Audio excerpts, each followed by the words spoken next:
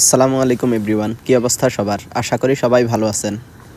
আজকের ভিডিওতে আমি আমার ছোট্ট খামারের আপডেটগুলো আপনাদেরকে জানানোর চেষ্টা করব। ঘরে ঢোকার সাথে সাথেই কোয়েল পাখিগুলো ডাকাডাকি শুরু করে দেয় খাবারের জন্য। এই জন্য আমার প্রথম কাজ হচ্ছে কোয়েল পাখিগুলোকে খাবার দেয়া। এখানে দুইটা খাঁচায় 20 পিস করে 40 পিস পাখি রাখা আছে। এই 40 পিস পাখির জন্য আমাদের প্রতিদিন প্রায় 1 কেজি করে খাবার প্রয়োজন হয়। আমরা আমাদের কোয়েল পাখিগুলো সংগ্রহ করেছি আজ থেকে প্রায় 20 দিন আগে, কিন্তু এখনও পর্যন্ত কোনো পাখি ডিমে আসেনি। আজকে আমাদের বাসায় 2 জোড়া কবুতরের বাচ্চা ফুটছে, ওগুলো একটু পরেই আপনাদেরকে দেখাবো। কবুতরের যখন নতুন বাচ্চা ফুটে তখন ওই বাচ্চাগুলো সাইজে একদমই ছোট থাকে।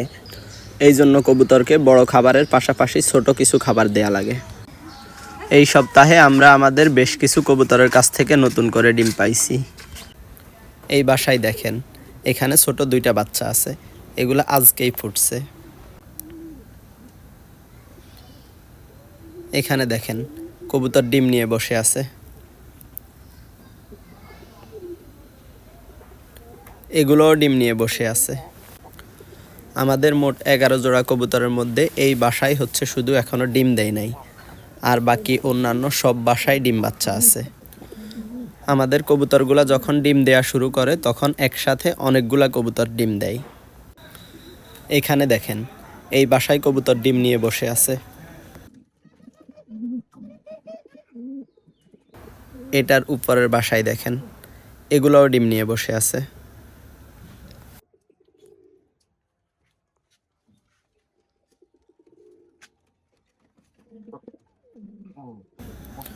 এই বাসায়ও 2টা ছোট ছোট বাচ্চা ফুটছে আজকে আমাদের 2 বাসায় 2টা করে বাচ্চা ফুটছে, মাশাআল্লাহ।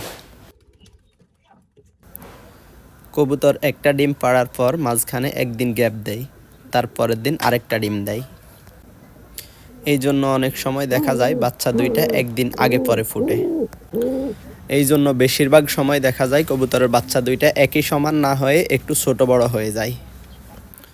এই বাচ্চা 2টা দেখেন, একটা অনেক বড় হয়ে গেছে আর একটা এটার তুলনায় অনেক ছোট।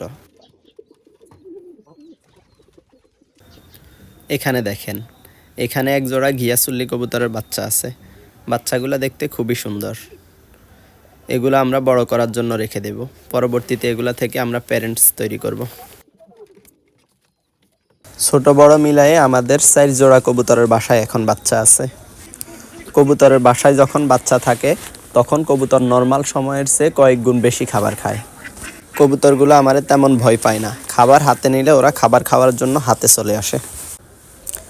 এই কবুতরটা দেখেন, খাবার একদম ওর গলা পর্যন্ত উঠে গেছে। এই নর 2টা একই ঘরের বাচ্চা। ওদেরকে জোড়া দেওয়ার আগ পর্যন্ত ওরা 2টা একই বাসায় মিলেমিশে থাকতো। 2টার সাথেই এখন মাদি জোড়া দিয়ে দিছি। এখন ওদের অবস্থা দেখেন, একটা আরেকটার সারাদিন দৌড়ানির উপর রাখে। এই পাশে আমাদের ঘুঘু পাখিগুলো ডাকাডাকি করতেছে, ওরা খুব শীঘ্রই ডিম দিয়ে দিবে ইনশাল্লাহ।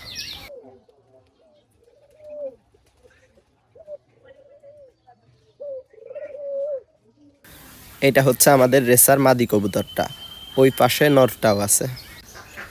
এই কবুতরগুলা আগে আমরা ঘরের ভিতরে আবদ্ধ করে পালতাম। ঘরের ভিতর ওরা সারাদিন শুধু মারামারি করে, এই জন্য ওদেরকে ঘরের বাহিরে বের করে দিছি। ওদেরকে আমি কখনো রেস করা শেখাই নাই, তারপরেও দেখেন ওরা ভালোই উঠতেছে। এগুলা হচ্ছে রেসার কবুতর, ওদেরকে রেস শেখানো লাগে না, ওদের জন্মই হয় মূলত রেস করার জন্য। আমার রেসার কবুতরগুলা গত কয়েকদিন থেকে খড়কুটা নিয়ে বসে আছে ডিম দেওয়ার জন্য। আজকে সকালবেলা কবুতর ছাড়ার সময় আমি ওদের বাসা চেক করে দেখছি, ওরা বাসায় ডিম দেয়নি। পরের দিন সকালে ছাদে উঠে দেখি ছাদের একদম কিনারে একটা ডিম পড়ে আছে। হাতে নিয়ে দেখি এইটা একটা কবুতরের ডিম। আমাদের অন্য কবুতরগুলা সব ঘরের ভিতরেই থাকে, ওরা চাইলেও ঘরের বাহিরে আসতে পারে না। শুধু রেসার কবুতরগুলাই আমরা বাহিরে ছেড়ে পালি, এই জন্য নিশ্চিতভাবে বলা যায় যে এটা আমাদের রেসার কবুতরেরই ডিম। ডিমটা হাতে নেওয়ার পর দেখলাম এটাতে একটু সমস্যা আছে, ডিমের খোসা পুরো ডিমটাকে কাভার করে নাই। কবুতরের শরীরে ক্যালসিয়ামের ঘাটতি থাকলে কবুতর এরকম খোসা ছাড়া ডিম দেয়। এই জন্য কবুতরকে মাঝে মাঝে ডিমের খোসা খেতে দিবেন, তাহলে আর এরকম সমস্যা হবে না। এই ডিমটা আমি আমাদের রেসার কবুতরের বাসায় দিয়ে দিই।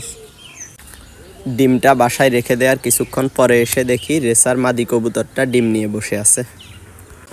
এখন যেহেতু দিনের বেলা প্রচুর গরম পড়ে, এই জন্য আমরা আমাদের কবুতরগুলোকে কয়েকদিন পর পর গোসলের জন্য একটা পাত্রে পানি দিয়ে দিই।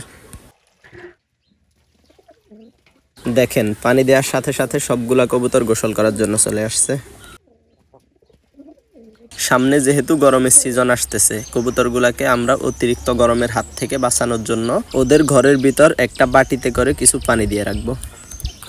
তাহলে গরমের সময় আর কবুতরের তেমন একটা সমস্যা হবে না।